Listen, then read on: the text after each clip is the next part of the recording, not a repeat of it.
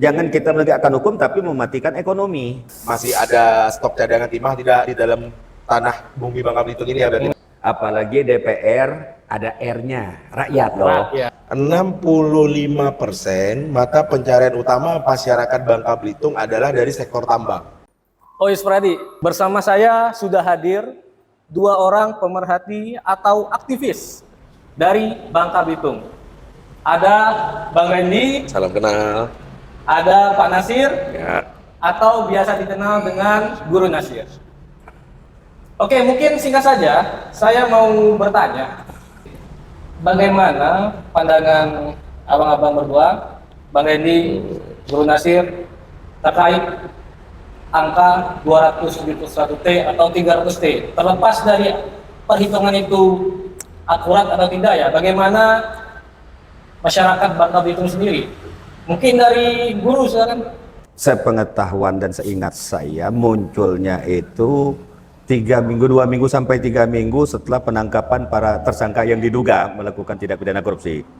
Muncullah angka 271 triliun yang kemudian diekspos ke media lokal baik media nasional. Yang saya pun heran kenapa saksi ahli lingkungan sudah membuat statement sebesar itu angkanya. Sementara Kejagung belum memerintahkan pihak atau lembaga yang dipercaya atau yang ditugaskan negara untuk mengaudit ini. Seharusnya kan yang berbicara tentang kerugian negara ada lembaga resminya yang bisa bersuara, yang bisa menjadikan saksi persidangan. Namun konteks di sini saksi ahli bukan lembaga negara, bukan di auditor negara, sehingga kata-kata yang keluar 3 minggu setelah penangkapan itu, ku pikir apa nih hitungannya gimana sih? Begitu cepat dengan waktu berapa minggu muncul angka 271 triliun. Nah, kalkulasi angka-angkanya menggunakan metode apa segala macam itu yang ingin kita pertanyakan. Mungkin Bung Randy silakan. Baik, terima kasih. Guru izin. Ya. Kalau menurut saya pribadi, angka 271 triliun itu adalah framing yang harus ditanggung oleh seluruh masyarakat Bangka Belitung. Karena bicara mengacu dari angka itu adalah angka tertinggi korupsi secara nasional ya. Dan itu terjadi di pulau kita Bangka Belitung. Kalau dari sudut pandang masyarakat, berarti setiap masyarakat kita akan dipandang oleh masyarakat ke-37 provinsi lainnya adalah masyarakat yang kaya. Karena di daerahnya pun terjadi korupsi, mega korupsi sebesar itu. Tapi masyarakat nasional, masyarakat Indonesia harus tahu keadaan kami masyarakat Bangka Belitung tidak seperti yang mereka bayangkan mungkin Guru ya. Karena angka itu bukan dalam bentuk uang. Menurut fakta persidangan yang kita ikuti, 271 triliun itu adalah potensi. Kita harus garis bawahi ya. Potensi kerusakan lingkungan yang terjadi akibat aktivitas tambang ilegal di dalam IUP milik PT Timah Tbk. Tapi angka ini dikenal di masyarakat nasional, Guru, seolah-olah adalah dalam bentuk uang tunai yang sehingga mereka mengatakan masyarakat Bangka Belitung ini kaya raya. Saya pribadi main ke Jakarta, ketemu teman-teman lama di masa kuliah, mereka mengatakan, wih gila, ada orang Bangka Belitung, orang kaya nih. Orang kaya. Saya pribadi sebagai masyarakat Bangka Belitung miris. Karena bagi saya itu merupakan ejekan bagi kita. Karena kita akan dikenal, tercatat dalam sejarah sebagai provinsi dengan kasus korupsi terbesar se-Indonesia dalam sejarah. Jadi kalau masyarakat ingin bertanya angka 271 itu, saya rasa layak. Masyarakat Bangka Belitung sendiri harus dijelaskan. Angka itu munculnya kerusakan lingkungannya dari mana? Karena selalu kita lihat di berita nasional, berita ini selalu tiap hari menjadi trending topik, bahwa angka 271T ini dilakukan oleh pelaku tambang ilegal. Berarti kan terframingnya bagi masyarakat nasional adalah masyarakat yang melakukan penambangan ilegal mendapat keuntungan sehingga diakumulasi menjadi angka 271T. Tapi kenyataannya tidak seperti itu. Masyarakat nasional harus tahu, kami masyarakat Bangka Belitung tidak melakukan tambang ilegal. Yang dikatakan tambang ilegal adalah menambang di luar IUP. Menambang di luar IUP itu definisi kata-kata tambang ilegal. Tapi dalam perkara korupsi yang diusut oleh Kejagung, mereka menyatakan bahwa praktik tambang ilegal dilakukan di dalam IUP PT Timah. Berarti ini menjadi kontra. Kata-kata ini kontra. Sementara di dalam Undang-Undang Minerba dijelaskan praktek pertambangan ilegal atau peti adalah praktek pertambangan yang dilakukan di luar IUP. Sementara tempus perkara 2015-2022 ini adalah yang dipermasalahkan adalah praktik tambang ilegal yang dilakukan di dalam IUP milik PT Timah Tbk. Jadi masyarakat Bangka Belitung ini sendiri memandang atau menginginkan untuk angka perhitungan tadi dibeberkan, dijelaskan ya, kenapa dan mengapa. Lalu pertanyaannya sendiri nih, Bang Guru, apakah di masyarakat Bangka Belitung ini sendiri terjadi perbedaan dari sebelum angka itu ada, berita ini ada, dan sekarang setelah angka itu muncul, berita ini muncul, ada nggak dampak yang dialami oleh masyarakat Bangka Belitung? Apa dampaknya? 271 ini adalah parameter awal yang dijadikan oleh Kejagung untuk menahan seluruh aset para pemain timah. Termasuk smelternya disita, diamankan, dipasang polis land atau Kejagung land, sawitnya disita, tabungan disita, celeng-celengan disita, emas disita. Kenapa? Uangnya ini 271 T. Kalau disuruh mengganti uang ini, seluruh aset mereka dijual, belum cukup. Makanya ada upaya pengamanan aset. Celakanya angka ini kita percaya, sehingga apa? Kejagung bisa mempoles land semua. Padahal kalau kita runut, smelter si A berdirinya tahun 2002. Jauh sebelum ada tindak pidana korupsi. Sudah berdiri, karyawannya sudah bekerja. Mereka sudah beroperasi terus. Sampai tahun 2014. Mereka kerja. Nah, hasil kerja mereka dari tahun 2014 sampai tahun 2002 ini kan semua ditarik hari ini. Dijadikan TPPU juga oleh Kejagung. Nah, kemudian sawit yang ditanam pada diusahakan tahun 2009 sudah diproduksi, dibikin CPO segala macam, harus mem-PHK-kan 1.000 lebih karyawan, 600 lebih karyawan. Ya. Maksud saya, silakan hukum berproses, namun hal-hal yang masih menyangkut hidup orang-orang banyak, katakanlah masyarakat kita untuk mencari, buka dong. Jangan kita menegakkan hukum tapi mematikan ekonomi. Itu kita berkacanya cukup luas ya. Yeah. Nah, saya sendiri sebagai orang Bangka, yang orang biasa, tidak berkecimpung di pertambangan, ya hanya hidup di Bangka Belitung inilah. Dampaknya 300 T ini ke saya yang nggak tahu apa-apa ini apa kira-kira? Kalau kita bicara ekonomi Bangka Belitung, sebelum mencuatnya angka 271 triliun ini, mungkin kita bisa mengacu kepada data pertama. Di masa COVID 2022 itu, kita adalah provinsi dengan pertumbuhan ekonomi tertinggi se-Sumatera, di angka 6, sekian persen. Itu kita tertinggi. Begitu munculnya kasus ini, kita berbalik menjadi provinsi dengan pertumbuhan ekonomi ketiga termiskin secara nasional. Secara nasional. Secara nasional. Bukan Sumatera lagi. Pertumbuhan ekonomi kita kemarin, data yang saya tahu akhir tahun 2004 kemarin hanya di 0,13%. 0,13%. Kenapa bisa seperti itu? Kalau bicara yang Bung Mada tanyakan tadi dampaknya bagi masyarakat yang mungkin tidak bekerja di sektor timah ya, masyarakat yang hanya bekerja di perdagangan atau jasa dan segala macam, kita jangan lupa 65% mata pencarian utama masyarakat Bangka Belitung adalah dari sektor tambang.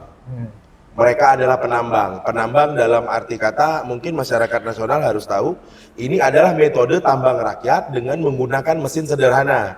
Jangan nanti masyarakat nasional berpikirnya masyarakat yang menambang ini dengan skala besar, dengan alat berat, dengan peralatan yang canggih. Tidak seperti itu. Masyarakat Bangka Belitung kenal sedikit teknologi, mereka menggunakan mesin robin namanya. Mesin robin ini hanya mesin simpel, mesin sedot untuk menyedot air dan pasir untuk dilimpahkan ke papan sakan, papan pencucian untuk menyaring. Timahnya nanti lengket di sana, pasirnya turun. Jadi masyarakat hanya pakai teknologi paling basic sekarang. Itu kategori tambang rakyat. Dengan terjadinya kasus korupsi 271 triliun tadi, domino efeknya adalah putra-putra asli Bangka Belitung yang sudah membangun smelter swasta, smelter peleburan pasir timah menjadi timah balok, ditutup. Mereka memiliki ribuan karyawan. karyawan itu dirumahkan. Sebagian dari para pengusaha putra asli Bangka Belitung ini pun memiliki perkebunan sawit yang disampaikan Guru Nasir Rai dengan jumlah karyawan ribuan juga. Dampak pertama adalah dengan dirumahkannya semua karyawan ini, otomatis mereka tidak punya penghasilan, daya beli pun menurun di pasar. Terlebih lagi setelah angka 271 triliun, masyarakat menambang dengan penuh ketakutan yang seperti dikatakan Guru, karena selalu digaung-gaungkan di media nasional bahwa ini adalah praktik tambang ilegal. Praktik tambang ilegal. Korupsi, ancaman. Terjadinya korupsi, praktik tambang ilegal. Smelter-smelter swasta di tahun kemarin tidak ada yang beroperasi. Adapun yang beroperasi hanya 1 atau 2 smelter swasta dengan kapasitas pembelian yang tidak sebesar dulu. Sementara kalau masyarakat ingin bekerja di dalam IUP PT Timah atau bermitra menambang dengan PT Timah, masyarakat harus punya badan usaha. KTBLC panjang. Masyarakat harus punya perusahaan minimal CV. Masyarakat harus punya ketahanan modal. Karena sifat sistem pembayaran PT Timah itu yang saya tahu, kebetulan saya juga pernah bekerja sama dengan PT Timah, itu kalau kita kirimkan barang hari ini, itu dibayarnya bisa seminggu atau 2 mingguan. Kemarin di saat korupsi ini belum terjadi, industri smelter swasta masih berjalan layaknya normal, yang menjadi yang kita bisa bilang mereka check and balance lah dengan PT Timah soal harga ya. Karena sejarah, Mas boleh tanya ke siapa aja selama ini, Timah selalu membeli, PT Timah selalu membeli pasir timah dari masyarakat dengan harga di bawah smelter swasta ya Guru ya. Jauh-jauh di bawah. PT Timah selalu jauh beli lebih rendah. Utang. Jadi dengan adanya smelter swasta ini, ekonomi masyarakat menggeliat karena mereka membeli dari masyarakat, membeli pasir timah dengan harga dunia. Acuannya ke sana. Dan mereka pola bayarnya pun lebih cepat. Jadi kalau kita bicara setelah angka 271 itu mencuat, sekarang masyarakat ketakutan bekerja karena selalu digaung-gaungkan secara nasional, otomatis penegakan hukum pun lebih kuat. Mereka tidak bisa lagi bekerja di IUP milik smelter swasta karena smelter swasta tidak beroperasi. Mereka kalau kembali bekerja ke dalam IUP PT Timah tanpa izin, notabene mereka tidak memiliki izin, mereka bakal dikatakan penambang ilegal lagi. Jadi dengan 65% masyarakat yang bergantung pada sektor tambang, tidak bisa bekerja atau ketakut seperti yang gue bilang tadi untuk keluar rumah dan mencari nafkah, daya beli secara keseluruhan di Bangka Belitung menurun. Mungkin kalau Mas Mada punya saudara yang sekarang dagang UMKM lah misalnya ya, jajanan ringan atau apa, mungkin Mas bisa tanyakan bagaimana omset mereka turun dalam kurun waktu 1 tahun terakhir. Pengusaha nasi goreng terakhir bilang ke saya, dulu dia biasa dagang sehari di 13 kilo nasi. 13 kilo? 13 kilo nasi. Sekarang dia hanya bisa maksimal tiap hari penjualannya dia 5 atau 6 kilo. Jauh banget dong artinya. Hanya 50% hilang. 50%? 50% hilang. Mungkin nanti kalau Mas Mada pun punya teman-teman yang sekarang kan di Bangka Belitung kita tahu Mas, atau khususnya Pangkal Pinang ya. Mungkin tanpa kita sadari, tapi kita lihat setiap hari, yang dagang lebih banyak daripada yang beli. Ya, yang dagang lebih banyak gitu. Yang Kita beli. bisa lihat di setiap sudut kota sekarang bermunculan booth-booth UMKM. Jualan makanan-makanan ringan, snack dan segala macamnya. Kalau dulu kan kita hanya bisa ketemunya di alun-alun, di Dialova, di seputaran Jalan Semabung. Kalau sekarang semua menjamur. Pinggir jalan pun ada. Karena apa? Mereka berusaha mencari other income, berharap untuk mempertahankan ekonomi keluarganya. Tapi sialnya, daya belinya tidak mengimbangi. Karena ekonomi kita yang ditopang oleh sektor tambang jatuh. Ya. Kita balik lagi ke pertanyaan yang mungkin paling mendasar yang sering ditanyakan orang banyak ya. Masih relevan nggak timah ini untuk Bangka Belitung?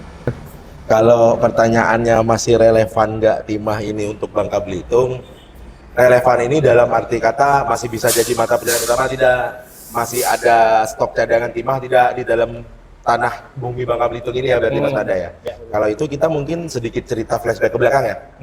Timah ini pertama kali ditemukan dan dieksplorasi oleh orang Cina zaman Kerajaan Sriwijaya Guru ya. 18. Itu kalau saya tidak salah 1724 Guru. Ya.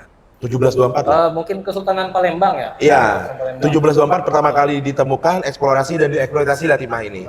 Berarti itu kita bicara sudah 1 dekade silam ya, beberapa dekade silam. Terus di tahun 1976 PT Timah hadir di Bangka Belitung. PT Timah mulai pertama buka di Bangka Belitung, mereka mengeksplorasi, mereka mengeksploitasi. Dan di masa itu dikatakan bahwa cadangan timah ini sudah menipis, sehingga pemerintah pusat menarik timah, menetapkan timah sebagai mineral kritis. Tapi kita bicara sekarang, kita bicara dari 1976 PT Timah beroperasi saja, sampai sekarang 2024 sudah 40 tahun, timah ini masih ada di bumi Bangka Belitung. Ya kita bicara berdasarkan pengalaman tadi aja, mereka bilang timah mineral kritis bakal habis, kok 40 tahun belum habis timah ini. Bahkan sekarang yang dilakukan masyarakat, yang dilakukan penambang rakyat adalah menambang di lubang-lubang galian besar bekas PT Timah dulu, ya Guru ya. Dan itu masih ada. Timahnya masih ada. Kalau kita bicara relevan atau tidak, menurut kami, menurut saya pribadi, timah ini masih akan bisa menjadi mata pencarian utama kita mungkin 40 atau 50 tahun ke depan. Jadi kalau kita bicara relevan atau tidak, menurut pandangan pribadi saya masih sangat relevan. Untuk mata pencarian masyarakat, untuk penghidupan masyarakat Bangka Belitung ya, kita bicaranya rakyat ya, kita tidak bicara untuk menghidupi korporasi Guru ya, tidak bicara menghidupi pengusaha-pengusaha besar. Jawabannya seperti itu kalau untuk relevansi. Bagi saya masih. Kalau Guru sendiri bagaimana? Harus ditetapkan, kalau menurut saya harus ditetapkan sebagai produk utama. Harapan kita Guru Harapan ya? kita jadi produk unggulan. Dulu kita coba mengalihkan ekonomi timah dengan waktu pasca reformasi ya, waktu Krismon, Bangka Belitung diuji ternyata Bangka Belitung dari sekian banyak provinsi hanya Bangka Belitung yang tidak mengalami inflasi. Di sini ada namanya tanaman lada. Namun itu tadi gue bilang, menanam hari ini tidak mesti panen hari ini kalau lada. Nah, kemudian dalam waktu kurun 3 tahun menunggu itu berpanen, panen raya atau menghasilkan, 365 hari kali 3 itu 1000 hari kurang lebih. Masyarakat harus makan apa? Dengan menunggu itu masyarakat. Kemudian cost untuk biaya perkebunan itu sendiri, hari ini pupuk subsidi banyak ditarik. Pupuk biasa harganya melambung. Kemudian biaya tenaga kerja. Nah, kalau itu menjadi barometer kita untuk meningkatkan ekonomi, saya rasa bisa terpuruk untuk 6 tahun dulu kita. Harus anjlok dulu baru bisa bangkit. Kalau harus beralih. Kalau beralih. Dari sektor timah. Namun kalau penatanan timah ini ditata sebagaimana mestinya memang untuk kesejahteraan rakyat Bangka Belitung, saya rasa kita bukan hari ini bukan menjadi orang yang terkorup, bukan orang yang termiskin di dunia Bangka Belitung. PT Timah aja dari mulai dia BUMN murni menghasilkan devisa untuk negara ini bukan sedikit duit. Hari ini diswastanisasi dicampur dengan BUMN masih bisa produksi dan masih menyerap tenaga kerja. Andainya dihentikan, kita anggap timah ini strategis dan cadangannya memang sudah tidak layak lagi, tidak relevan lagi, dihentikan, saya yakin terpuruk habis. Hari ini juga dengan kasus korupsi menyebabkan tidak ada kepastian pembeli dan menambang, ekonomi kita sudah di bawah 2% minus, 1% sampai 2% minus. Kalau kita hentikan total, ya mungkin 100% kita kolab. Tapi memang tidak dipungkiri harus ada transisi ya. Ada transisi, kemudian hari ada transisi. Makanya kan dalam aturannya sebenarnya setelah kita pasca tambang, apa sih yang bisa kita lakukan? Sebenarnya kalau kita mau real bicara, ya sekarang kita masih punya produk kuarsa, kaulin dari sisa tambang itu. Namun tolong jangan diatur sedemikian rupa lagi sehingga menyebabkan masyarakat tidak bisa mengelola karena itu kan high teknologi butuhnya. Butuh yang modal besar, harus ngirimnya ke luar, makanya tongkang, perlu cuan semua. Kalau kita benturkan dengan ekonomi kerakyatan, ya hanya sekelas UMKM kita tidak akan mampu. Oke, baik. Nah, apa sih harapan Bapak-Bapak sekalian, Bang Randy terhadap Bangka Belitung ini? Kalau harapan saya pribadi ya, kalau harapan saya itu begini Mas. Tata kelola timah dan tata niaga timah ini benar-benar diterapkan dan dijalankan untuk pro rakyat. Karena kita asumsi saya begini, ilustrasi saya begini. Saya kepala keluarga, berangkat pagi-pagi dengan bawa satu mesin kecil yang saya bilang di awal tadi, teknologi paling basic hanya mesin sedot saja. Berangkat kerja tambang, mencari timah, bawa pulang 3 kilo timah lah kita bicara. Kalau memang dengan harga dunia saat ini, timah basah sebelum diproduksi, timah mentah ini dibeli di angka 130.000. Dikali 3 kilo berarti saya sudah take home pay itu hampir 500.000 ya. Saya sudah bisa menafkahi satu istri saya dan beberapa anak saya. Dan itu cepat setiap hari. dan tidak menutup kemungkinan saya bisa menabung untuk investasi-investasi lainnya. Jadi harapan saya ke depan adalah tata kelola timah ini, pemerintah pusat dengan aturan yang terbaru sekarang, mereka sudah terbitkan Undang-Undang Nomor 3 2020 Minerba, bahwa seluruh perizinan terkait tambang ditarik oleh kementerian ke pusat. Nah, itu celaka. Jadi otonomi daerah kita ini ompong saat ini. Kita otonomi daerah, tapi kita tidak bisa mengatur Kebebasan. kebijakan tambang, apalagi kebijakan tambang yang pro rakyat saat ini. Terlebih kalau Mas boleh cek di Google, pemerintah Provinsi Bangka Belitung sama sekali tidak punya perda tambang untuk masyarakat. Kita tidak punya. Perdanya hanya berpihak kepada oligarki. Jadi harapan saya ke depan adalah pemerintah pusat terbitkan IPR atas WPR yang sudah kita ajukan di Bangka Belitung. Terbitkan WPR itu wilayah pertambangan rakyat, Mas. Terbitkan izin pertambangan rakyatnya. Juklat Jadi juknis rakyat yang lebih mudah. bisa menambang dengan legal, dengan tenang di dalam wilayah pertambangan rakyat yang ditentukan pemerintah. Itu harusnya dijanjikan pemerintah terbit dari tahun kemarin, Guru ya. kalau Dari tidak salah. 2009. Harusnya juknisnya, aturannya soal tambang rakyat, IPR izin tambang rakyat ini sudah terbit di akhir tahun 2024 kemarin. Itu lambat tuh. Tapi sampai saat ini itu masih belum bisa kita realisasikan, belum kita bisa input di OSS, One Substance Single perizinan itu. Jadi harapan kami ke depan adalah tata kelola tambang di Bangka Belitung ini lebih pro rakyat. Pemerintah pusat maupun pemerintah daerah hadir memberi kebijakan yang pasti, memberi acuan hukum yang pasti kepada pertambangan rakyat. Jadi Tujuannya adalah itu, masyarakat bekerja legal, bekerja tenang, setiap hari ikhtiar berangkat tambang tanpa ada was-was atau ketakutan apapun, dan bisa menafkahi keluarganya dan masa depan keluarganya. Ya, Guru Nasir, saya tambahkan lebih sedikit banyak. dalam konteks itu tadi. Kalau kita merasa memiliki Bangka Belitung ini punyaan kita, Iya. otomatis akan kita jaga. Kita merasa rumah ini rumah kita, maka segala upaya akan kita lakukan untuk menjaga dan merawatnya. Begitupun hari ini Bangka Belitung punya siapa? Punya kita. Maka dengan semangat patriotik kami akan jaga, kami akan gunakan sebagaimana mestinya sesuai dengan peruntukannya. Kemudian akan kami jadikan bahwa ini surganya kami. Jadi Bangka Belitung surganya kami Bangka Belitung. Baiti janati rumahku surgaku. Kalau Bangka Belitung ya surga kami gitu. Nah, kami ingin menciptakan surga ini. Kalau menurut kasat mata orang-orang pintar ini merusak, namun menurut kami ada manfaat lebih yang akan kami dapatkan dengan adanya kejadian ini. Seperti yang gue bilang tadi, ada produk-produk lain yang akan kita hasilkan dari hasil rusak ini tadi. Tapi kalau peruntukannya hanya untuk tanam tumbuh, ya kita tidak bisa memodif, hanya untuk tanam tumbuh lah. Nah, tapi kan untuk hal-hal itu kan sudah diatur oleh negara, ada kawasan hutan lindung, hutan konservasi, itu kan tidak kita ganggu. Tapi kalau untuk APL, area penggunaan lainnya, ya kita tetap menggunakannya artinya negara hari ini membuat undang-undang dari tahun 2009, Undang-Undang Nomor 4 Minerba sudah menyatakan IPR WPR tertulis dalam bahasa mata basalnya. Dipertegas lagi Undang-Undang Nomor 3 tahun 2020. Namun selang waktu 2009 sampai 2020 ini juklak juknisnya nggak ada. Akan tetapi juklak juknis untuk para oligarki ada Untuk rakyat tidak ada. dalam satu undang-undang. Nah, undang-undang ini sendiri berpihaknya ke siapa gitu dibuat oleh mereka yang ada di sana. Bukan untuk rakyat. Padahal Undang-Undang Dasar 45 jelas. Bumi air kekayaan untuk kesejahteraan kita orang-orang di sini. Untuk masyarakat yang ada di sekitar itu tepatan.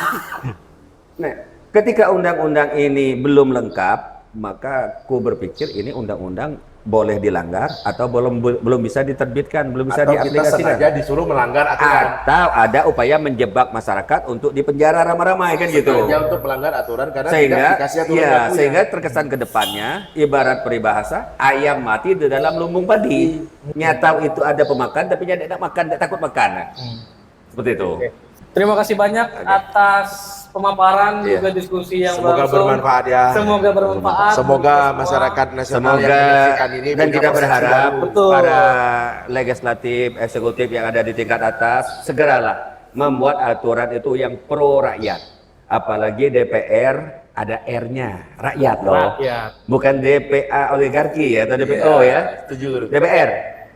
Nah, mana perda kalian, undang-undang kalian yang pro rakyat? Saya ingin lihat itu. Kami tunggu. Kami tunggu. Mungkin sekian untuk pembahasan kali ini. Akan ada diskusi-diskusi menarik lagi soal topik ini. Dan kami Suara Pradi menyatakan diri bahwa kami tidak mewakili kepentingan siapapun Ya. dan juga tidak dibayar oleh siapapun. Lagi dibilang membela para koruptor ya. Statement closing Tidak ya. bahwa kami seperti apa yang disangkakan oleh Kejagung, Bambang Hero, bahwa kami ini diperalat oleh para pengusaha. Maaf, kita tidak akan jual Bangka Belitung hanya untuk kepentingan segelintir orang, apalagi untuk kepentingan politisasi.